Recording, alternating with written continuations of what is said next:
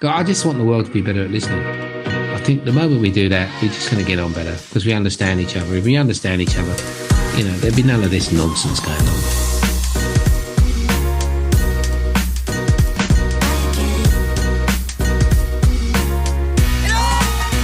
Hey everyone, I'm Sina Haghighat and welcome to First Serve. The path to live a fulfilled and abundant life is to learn, grow and serve, and that is what this podcast is all about. We'll have guests on the show who are utilizing their skills to make a positive impact to our world. Together we can gain a lot of insights, expand our knowledge and apply our learnings to serve others to the best of our abilities. In this episode, we're going to talk about listening. Listening is vital for building meaningful connections. We can only truly understand someone once we listen to them. There's a quote which I love from the Dalai Lama which says, "When you talk, you're only repeating what you already know, but if you listen, you may learn something new." And we're going to discuss this with our guest today. He's a truly inspirational person whose skills have had a positive impact on me, both in my professional career and personal life. He has worked as a London detective and hostage negotiator. After word of his immense interviewing skills spread, he was asked to become the lead trainer at Scotland Yard's National Hostage Negotiation and Crisis Unit. He has had experience negotiating with the Taliban, dealing with extortion threats overseas, and diffusing domestic sieges. His approach has had a global impact too, where he has shared his insights with the UN and the FBI. As the demand for his listening skills grew, he then went on to establish the Listening Institute to teach the business world how to listen like hostage negotiators. I'm really looking forward to him sharing his insights with us in this episode. Welcome to the show, Richard Mullender. Thank you. Before we dive in, I just want to give everyone some background on how I know you. So it was back in 2013 when I took part in your active listening skills course, and until this day it is by far the best course that I've been on. And I've been on a lot of courses, but this one really stood out for me. It was so powerful and provided me with some skills that I can utilize on a daily basis, whereas with some courses you may not get the opportunity to apply what you have learned as frequently. So I really appreciate you for that. Well, thank you again. I'm glad you enjoyed it. So what I'm really curious about is how you got into hostage negotiation, because I can imagine when you were a kid, you weren't thinking that you'll be a hostage negotiator when you grew up. So can you tell us a little bit about your journey and how this all started for you? Yeah, certainly. I was a police officer working out of Scotland Yard, as you know, and I was in charge of the advanced interviewing at that stage. So I've been using a lot of these skills, there's a big crossover between interviewing and negotiation. And as I was using the skills, a friend of mine approached me and said, "Would you come and become a hostage negotiator and have a look at our course?" And I said, "Yeah, by all means." And so I went across, I took the course, learned how to become a hostage negotiator, started doing a lot of negotiations, and then gradually looked at the course that they were running and changed it around a bit and just added some of the stuff that I knew, and et cetera, et cetera. And so that's how I became a hostage negotiator as such. Are these skills that you had at an early stage in your life? At what point did you realize that, I'm really good at doing this kind of work? I think the skills are partly learned and certainly partly your past experiences. I always say that the best communication is about survival, and the best communicators, in my opinion, are those people that have had to survive something and in other words, had a bit of a tough upbringing. I always think that the most competent salespeople are tough, resilient people, kind of had a bit of a tough upbringing. They're quick, you've got to be agile. So I think there's a certain amount of it is life experience. And then obviously, these skills can be taught. And so you add that to it. So you add the actual skills. I think it's difficult to explain really, more like you're good at what you do. I was a good communicator, I think, but I didn't know what I was doing. And then someone showed me what I was doing and it made me better because I could do it when I wanted to rather than do it by instinct. So was it the environment that you grew up in that really helped you acquire some of these skills? Well, I was born and bred in Brixton in London, which is a pretty tough area, and it was a tough area in the 50s when I was brought up there. And it was, you learn to know who not to fight, put it that way. You learn to know who not to upset. And I think it was a lot about that. So it is very, it becomes instinctive. You kind of think, okay, I'll be careful here, because if I'm not careful, this person could do me some damage, that sort of thing, you know. So it's that. So you become very quick, and you think, pick up situations. You begin to recognize very early on, is this person going to fight me, or is this person just shouting at me? Because there's a big difference between the two. And I think they call it emotional intelligence. I think in essence, all emotional intelligence is about is survival. Can I survive this situation? What should I do in this situation? Should I fight, or should I run, or should I just stay still? So I think that's the core of my skills come from there, without a doubt. That's really interesting. Now, today we're mainly talking about listening, but why is listening so important? Why should we all seek to become better listeners? Oh, I think without a doubt, it's the core of all communication. There's nothing else. Everything else depends on good listening. If you want to have a brave conversation, a fearless conversation, if you want to have an awkward conversation, if you want to do a negotiation, if you want to do anything, the first thing you've got to do is understand the other person, and you'll never understand that other person by talking at them. You can only ever do it by listening. Listening is the core of everything. And as you know, and as we've discussed, and when you went on the course, most people have no idea how to listen.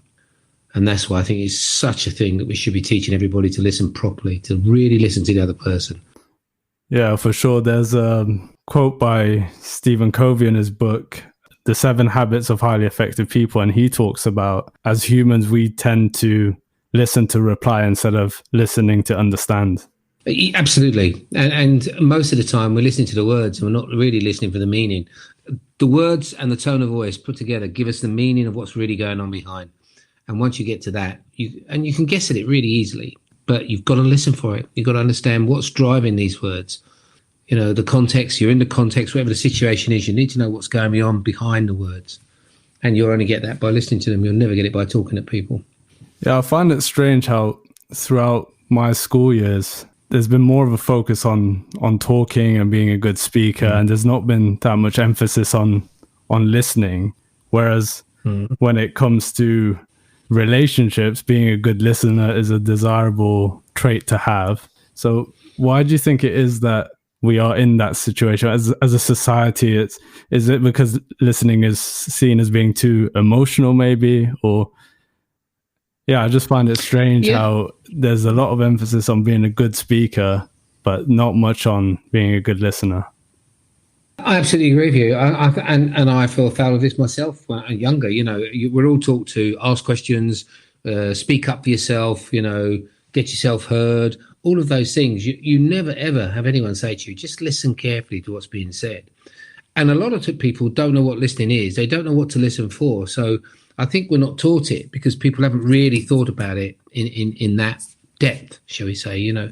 And you need to, I agree with you completely. I think every school child should be taught to listen properly, to really understand what's being said. And you need to do it from a very early age. And we don't. We teach people to talk. There's lots of classes on speech making, debating societies. I've never yet heard of a listening society. So yeah, you know, it doesn't make sense to me, because to be a really good debater, to have a really good debate, to be a really good speech maker, you've got to understand your audience. And if you understand your audience, you're not going to do it by talking at them. You have to do it by listening to them. And so how can you start to make a speech without understanding the audience you're going to make the speech to? It doesn't make any sense. But people do. They just write a good speech. They stand up. Who are you talking to? How are they going to approach this speech? You know, how do they feel about this? Are you trying to inspire them? Are you trying to motivate? What are you trying to do? And all of that. It's just, we're all taught to talk. No one's taught to listen. Yeah, that's interesting. I think there's a lot of people who are in pain, or they have anxiety or depression. And I think society tells us that we need to speak up when we have these problems. Whereas if we were better at extracting this information from people, we'd be able to help people in a better way. And sometimes maybe people have reached out, but because we haven't listened to understand, that we don't dive any deeper. And I think having these skills can actually help society in a massive way. A lot of times is what happens is someone's got pain or they're having difficulty, and we come up with solutions because we've dealt with that pain before, or we've dealt with that, difficulty before. And then we immediately say, well, you should do this. But the reality is that they're not you. They're not me. I can't tell you what to do. I have to listen really carefully to why it's having that particular impact on you. Then having understood that, then and only then can I really start to come up with a solution with you. And most of the time, the solution will come from you, providing I listen for it. And sometimes it needs a bit of a tweak, and sometimes maybe you don't want to do that, maybe you want to do this. But most of the time, the solution is there. People never come to you with a problem that they haven't thought about solving. If your computer goes wrong, you don't go straight to the mechanic and say, tell me what's wrong with my computer. You switch it on and you switch it off in the hope that it fixes itself. Everybody tries to solve a problem first, and then they go, look, but you got to listen to them. Got to listen to them. Yeah, so I'm really interested to know more about your hostage negotiation stories. Can you share any of those with us? Hostage situations they're very stressful. There's no question about that. But generally speaking, they work out. If you're in an international one and it's political and they've already decided to kill somebody, then they're very difficult to deal with because they've already made that decision. Most people, if they do take a hostage for whatever reason, it will be they want to get something from it. And so they won't necessarily want to kill the person. So, but it's very difficult to talk about individual ones because, of course, as I say, the people are still alive. So what makes a good negotiator? Well, first and foremost, you've got to be fairly resilient. You've got to be prepared to really, there's this thing about, don't criticize the man that stands in the arena. The critic sits on the outside looking in, but the man stands in the arena, or the person, the woman, stands in the arena and takes part. And I think with hostage negotiators, there's a lot at stake, and it's emotionally quite draining. And it's, especially if you lose somebody, then it's even more draining. But so I think first and foremost, you've got to be fairly resilient. Then you have to be able to be a good listener. You've got to be able to listen, because the people you're dealing with, often you don't like them, and you certainly don't agree with what they're doing. But you can't afford to let that emotion come out in your voice. You can't afford to, because a lot of the time, especially in hostage situations, all you've got is your voice, or so all you've got to use. You listen with your ears, and you've got to make that voice reasonable. So and then mental agility, I think, is the other one. You've got to be fast, because you don't have a lot of time to respond, and they don't give you any time to respond. So you've got to be mentally agile.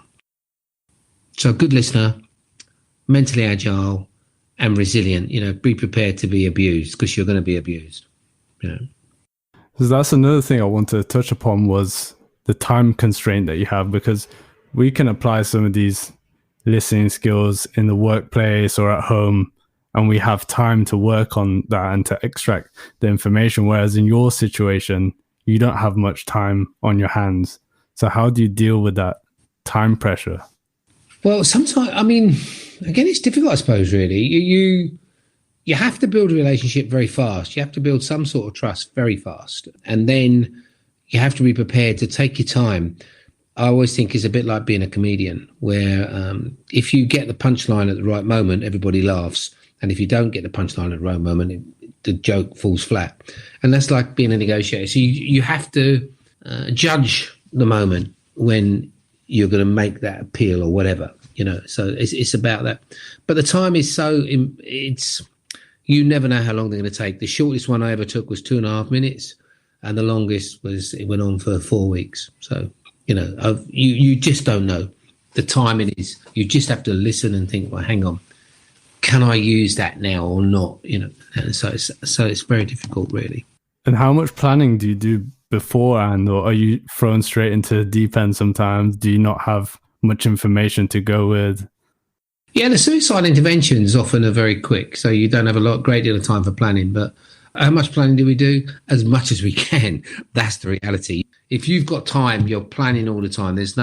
We don't call it downtime when you're negotiating. You call it development time, and that's the key word. There's no resting. Once that phone goes down, you're practicing, you're thinking, you're trying to build some sort of tactic or strategy. But all of those things are great, except, of course, as soon as you pick up the telephone and the person doesn't say what you expect them to say, you're back to square one. And that's where the mental agility comes in. But you're planning and planning and planning and planning in the hope that you get the planning right. And has there been any situations where you've been given the wrong information and it's leading you astray? Even from the person you're negotiating with, right? Oh, I think that there's obvious, they try and have you over in all sorts of different ways, but I don't think there's been one where it's more like a lot of the time you're not quite sure why they're doing it. There doesn't seem to be a reason. And so you're fishing in the dark, really. You're putting forward ideas, putting forward suggestions, I get the impression, all of those sort of things. And you're thinking, what is this about? And then suddenly you'll say something or they'll say something, you think, that's what it's about. And then so you initially you can be going completely down the wrong angle because you've heard something that you think is where the problem is. And actually it's the other way. And so it's that kind of thing. Do you know what I mean? So it's not so much you're giving the wrong information. It's just that they've gone off on a track and it's not really about that at all.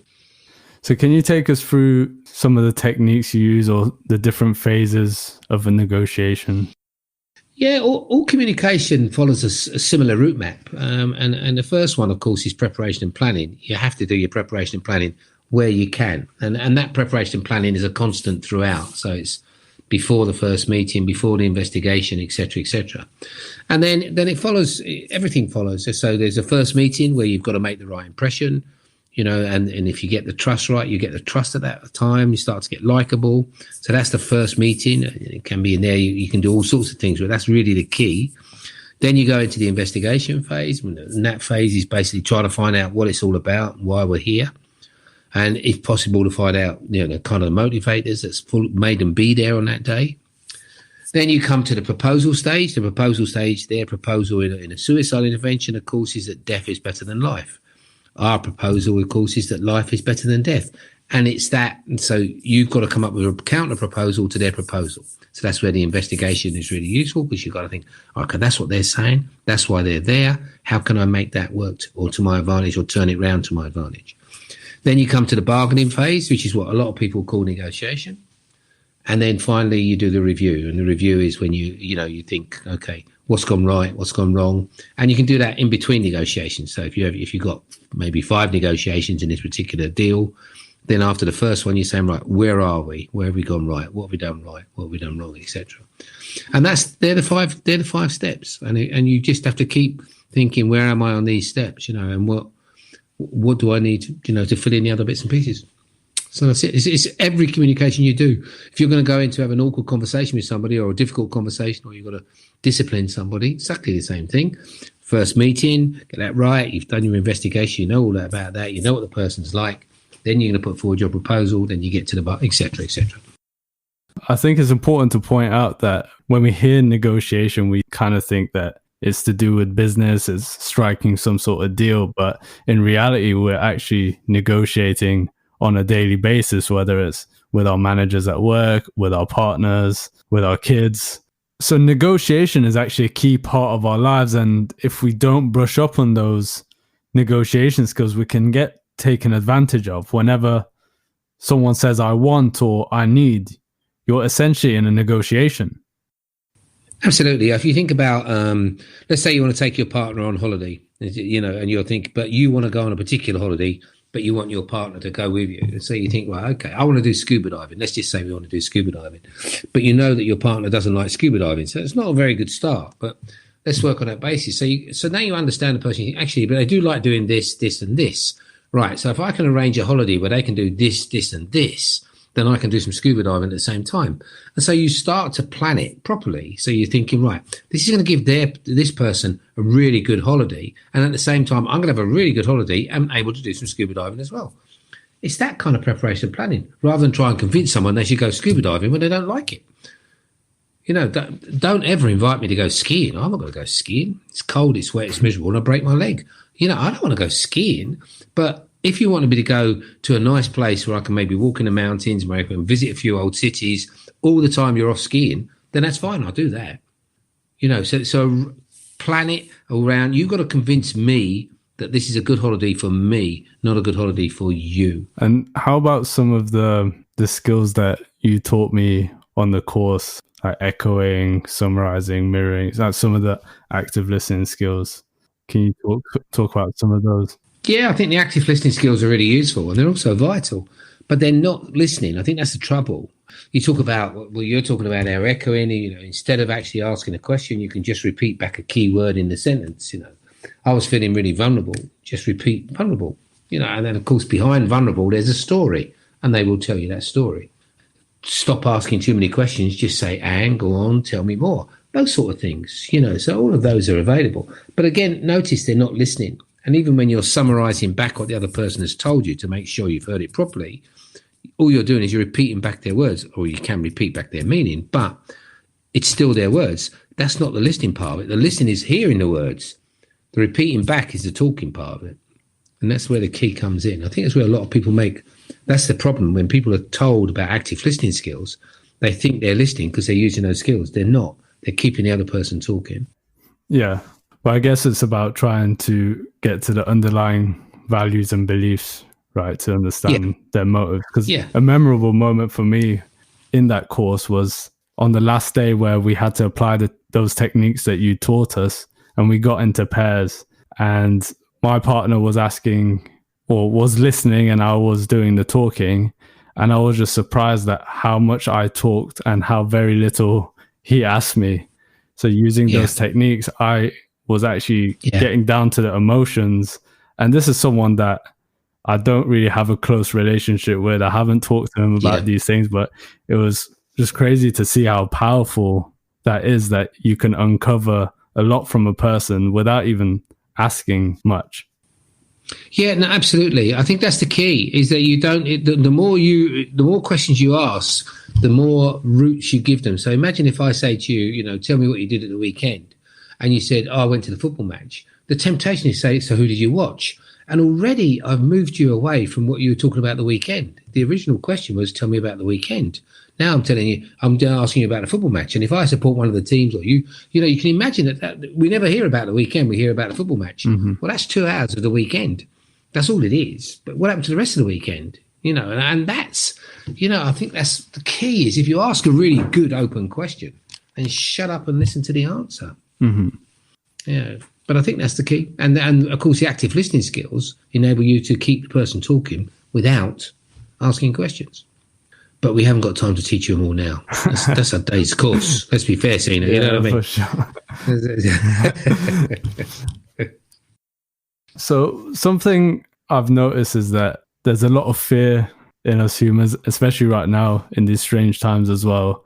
Isn't fear the main thing that prevents us from building trust? And how do we remove that fear?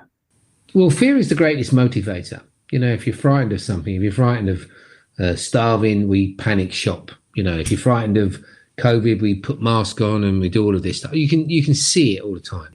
Fear is our greatest mate. We're doing stuff now we've never done before. Why? Because we're all terrified of dying. I don't think that's the case, but you get the idea of it, is that we're being much more careful, and it's about fear. How do you take away fear? Honesty, I think, is the key. Be really honest. Tell people what's happening. Don't treat them like fools. I always think, people that patronize me, I look at them, I think, I'm not stupid. I wasn't born yesterday, and you hear that expression a lot. And I think at the moment our government are telling us most of the stuff. I don't know what they're kind of keeping back. I have no idea, but you kind of feel, okay, and they're having a tough time, and they are having a tough time. And I don't expect for 1 second they meant, to have the more people killed in this country than anywhere else, or, other than America. But do you know what I mean? But it's just one of those things. And I think they're doing the best they can, and we should support them while we can. I think that's it, really. If you want to have an argument about it, find out afterwards, and then just make sure it doesn't happen again. But we've never been through something like this before in our lives. No one has, so I think that's the first thing. So be honest, be absolutely honest. Tell people what's going to happen. Let people know. Because I think the second thing, the biggest fear is lack of control. And at the moment, to all intents and purposes, we're being held hostage by COVID-19. Mm-hmm. And we have no control over it. We can't control it. And at the moment, that's why everyone's wanting to get this vaccine, because once we got the vaccine, then we got some kind of control over it. But at the moment, we got no control. And I think that's the biggest fear. You build it by authority. So, the fact that you know what you're talking about, credibility, all of those things will take away people's fears. Yeah, it's understandable. COVID is you can't see it. That's even worse, isn't it, really? You walk past someone in the morning and think, oh, they got it, do I have it, and all that sort of nonsense. Just adding to that, now that we're living in a more virtual world and digital world where we're having to communicate virtually and remotely, how do we connect with people? Because it makes connecting with people even more difficult, especially when communication is supposed to be 10% words, 30% sound, 60% body language. So when that body language is taken away, how are we going to connect with people with the current situation and moving forward? I think the thing about body language is just rubbish anyway. I've never believed that for 1 second. I think that's just nonsense. If I wanted to negotiate, I much prefer to negotiate over a telephone, because I can then concentrate on the words. The words are most important. Mm-hmm. You have to listen harder. I think that's the key. You've got to listen harder. But it's always best if you can communicate with the person and see the person, because you get some insight into the way they may be feeling, albeit tone of voice and words will tell you much more. But I think not so much it's about communication, it's about touch. I've been living now on my own for 6 weeks, and I think the thing I miss the most, because I talk to people like yourself, I talk to my family, so the actual work that way isn't, but it's touch. I think it's touch. The thing that surprised me is how much I've missed being touched, and I don't mean sexually or anything like that. Just having that physical contact with somebody. I think that's the thing that surprised me the most. Because talking down the end of a screen, you're looking at a screen and you can see all the body language on the screen. So that's not so difficult, but it's just not the same. Yeah. There's no warmth. There's no energy. I suppose that's the thing. I think when I run in a class, as you know, I love the energy of the class, and I kind of push a lot of energy in and I suck a lot of energy back from the class, and it keeps me going. That energy, that's the buzz that goes on in that classroom is such good fun. And when you don't have that, I'm doing some virtual workshops now, and it's really difficult. It's very different, because you're just looking at a screen and there's no energy coming back off you, which is weird. So, yeah, hard. Listen, just listen. The little slips they just make little slips. Just listen hard. Another thing I want to ask you is, as humans, we're quite irrational, especially in anger. So we tend to become quite stupid when we're angry. And you've probably dealt with a lot of those situations, and we have cognitive biases. So each individual is slightly different. How do you deal with that? You have to accept, you're absolutely right. The point you make is absolutely right. Every individual is different. This idea that you can walk in somebody else's shoes is another thing that I think is just badly misunderstood. To be able to understand somebody, be able to walk in somebody's shoes, then you don't walk in someone's shoes. You can't walk in their shoes. You have to listen to understand why this particular thing is having this particular impact on people. Okay, let's have a look at COVID again. Go back to COVID-19, and you're saying what's happening now is some people are finding themselves at home and they're loving it, or they may not be loving it as much as they would, but they're having a great time because they're kind of getting lots of things to do. They're sorting out the house, blah, blah, blah, blah, blah. Other people are sitting there thinking, oh, God, I'm on my own. I'm terrified. So it's exactly the same situation, but look at the difference in the impact. And you've got to understand why this is having that impact on that person. Because if you're the person that's having a good time, you say, what's the matter with you? Having a good time? Do this, do that, do this, do that. And you're kind of doing the best you can, but actually you've got no idea what it's like for that person. So every single person is unique. Every single person is unique. You need to understand that person, no one else, that person. And you'll only ever understand that person if you listen to what they tell you. So another thing I want to touch upon is the difference between like influencing and manipulation, because some people might be listening to the skills we're talking about and thinking, well, you could be using this to manipulate someone. So what are your views on that? Yeah, I think it's true. I think you can use them to manipulate. If you're that sort of person you're going to manipulate, there's nothing you can do about it. All skills can be used for the good or evil. They invented the atom in order to give us energy, and they turned it into a bomb. You can do anyone. You can't stop that. Mm-hmm. You only need to look at Star Wars, and you think about Darth Vader, who's a bad guy, and he was a Jedi, and Luke Skywalker, who's a good guy, and he was a Jedi. Same skills. Just depends what you use them for. And I think that's life in a way. So what do? You say, I'm not going to teach you these skills just in case you manipulate people. You can't do that, can you? No, because that means that no one's going to get those skills. Well, that's just nonsense. But I think when it comes to the difference between the two, the way I see it is that influencing is for the greater good. Like it's a win-win kind of situation. Whereas manipulation, you're trying to screw someone over, really. Yeah, I think that's true. I think, but I'd be interested. I think the problem is okay. Let's go on this basis. If you've got kids and you want them to go to university, do you manipulate them or do you persuade them? Yeah, it's tough. I mean, it's cool, isn't it? I mean, that's what I mean. Yeah. It's a very, when you say it's a thin line, there's the tools are identical. It's just, what's your intent? I think that would be the way I'd look at it. If your intent is evil, it's manipulation. If your intent is good, it's persuasion. But it's close. And I just want to know whether these skills come naturally to you, the listening, or whether you have to keep reminding yourself. Because for me, ever since the course, I keep having to remind myself when I want to do it. But with yourself, is that different, or does it come naturally? No, exactly the same. I'm listening carefully now to your questions, thinking, right, how am I going to answer this question? No, that's fair. If I was having this conversation in a pub with you or something like that, it'd be similar sort of stuff, but it'd be much more casual. But no, absolutely. These skills are there for you to use. You know what they are now. You have a huge advantage because you know what they are. You know how to use them. Now, you can switch them on and off as you wish. If you're going into an important meeting, you address it slightly differently to having a chat with me down the end of a telephone. It's a completely different context. But you can switch them on. What's interesting, I don't know if you found this, but someone will be talking to you and you're having a normal conversation and they'll say something and you go, oh, what's that about? And there's that moment where you suddenly switch it on almost. It becomes, oh, hang on. And you want to find out a little bit more about what they just said. Mm-hmm. And that's when I think the skills become, when you've got a good set of skills, is when you're just having a chat like this and you think, oh, hang on, let me just come here. Tell me about that, that kind of thing. And I think that comes, but it only ever comes with practice. Yeah. Yeah. So what has been your biggest observation after talking to all these CEOs and big corporations? What do they have in common, or what is the key ask that they're looking for? They're all looking for an edge. I mean, that's the key. They're all looking for an edge. But most business just gets by quite happily. Normally, it's everyday run of the mill. If you say to somebody, tell me the 10 best businessmen you've heard of, they'll come up with 10 names, but they'll struggle. If you ask them for 50, they have no chance. And that's the interesting thing. You think about the population of the world, and we can only talk about, say, 10 or 20 top business people, and that's, to me, and they're different. And why they're different, and they have an edge. And I think a lot of it is because they really understand people and business and how the two work together.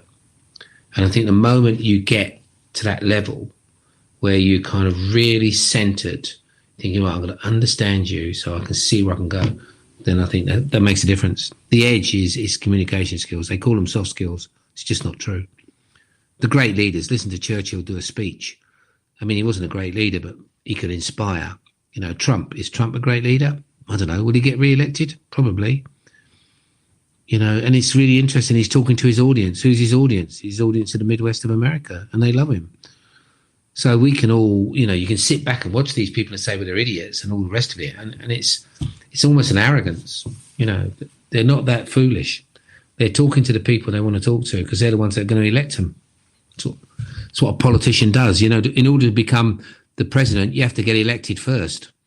Once you're elected, you can do all the good stuff, but you've got to get elected first. To become a prime minister of this country, you've got to get elected first. And until you're elected, you can have all the great ideas in the world. Nothing's going to happen until you get elected. And the big thing, and this is another big thing I think is, if you're a charity and you want to do good for the world, the first thing you've got to do is get money. Your job is to get the money. And then once you've got the money, you can do the good for the world. You can't do good for the world if you ain't got any money. And that's, I think there's that, you got to understand that. So know your audience. What can we all start doing from today to become better listeners? Oh, enjoy yourself. First and foremost, people are funny. People are great. No, I love people. I mean, there's such good fun to be around. I mean, I miss being around people, just enjoying them and seeing them doing crazy things. They're fabulous. So first and foremost, just enjoy people. Listen, if the taxi drivers wants to talk to you, just talk to the taxi driver. What's the big deal? Let them talk to you. Have a listen to them. Just work them out. If someone's on their mobile in the phone, oh, well, so what? Listen to their conversation. If they're talking loud enough for me to hear, I'm only polite enough to listen to it. Don't get upset by people. Enjoy them, and the more you enjoy them, the more you see the incredible variety of people that are out there. And then you just work them out as you go along. So you practice. Talk to the cashiers in the blooming supermarket. Just get to like people. Talk to the waiters in a restaurant. Just get them chatting. Find out about them. My one tip to everybody is this: be interested, not interesting. And that, to me, is how I live my life. I like people. They make me laugh. You can't be unhappy when you're around people. You really can't. Yeah. I'll give you a little story just to finish. I mean, I was in hospital and the doctors come around and do their rounds and they close the curtains. And it's like, they're meant to be soundproof. Well, there's no such thing as a soundproof curtain. And and I'm lying in bed listening to everyone talking about all these illnesses. Well, you've been a drug addict all your life. No wonder you're here. I'm thinking, right, okay. And then they open the curtains like no one's heard it. It's like, it's ridiculous, and I love it. It was really funny. And I just think people are funny. Enjoy people. Just to close this off, I want to know a little bit more about the Listening Institute and your purpose and vision for setting that up. How did that come about? Well, I started off doing negotiation training, and then and the more I did the training, the more I realized that everything comes back to listening. And in the end, I thought, okay, I'm sufficiently, made now in a way, in my own way, that I can really concentrate on doing the listening. So we created the Listening Institute, and it's not just about corporate success for the business, albeit that's really where we've aimed it. But the more we can get that, then the more we can start taking out into the world as well. I just want the world to be better at listening. I think the moment we do that, we're just going to get on better because we understand each other. If we understand each other, there'd be none of this nonsense going on. We just say, look, what's going on? Like, oh, that's why you're doing it. Okay. That's the aim in the end. Thanks, Richard. And I think that's a great way to end this episode. Thanks for taking the time to speak to us, and hopefully I'll see you soon. And no worries. Look after yourself, Sid. Take care now. I think the key takeaway is that we should listen to people better. Everyone has their own experiences, their own stories, their own challenges, and we should seek to explore them to learn something new. We should ask good open questions and then listen and try not to diverge from the original question. I think we're all programmed to talk about ourselves, whether we do it intentionally or not. I'll give you an example, and you can look out for this the next time you have a conversation with someone, or if you're just observing and listening into someone else's conversation. We tend to ask people how their weekend was because we know that after they tell us what they got up to in the weekend, they're going to ask us how our weekend was. So we're not actually interested in their weekend. We just know that as a result of our initial question, that we'll be presented with the opportunity to talk about all the things we did at the weekend. And I think that is one of the biggest communication mistakes, as we have failed to explore someone else's thoughts and instead reverted back to talking about ourselves. If you enjoyed this podcast, please hit subscribe so you can get a notification when a new episode is released. Also share it with your friends and family or whoever you think would be interested in this episode. I would really appreciate it if you left a review on Apple Podcasts, Spotify, Stitcher, or wherever you listen to your podcast.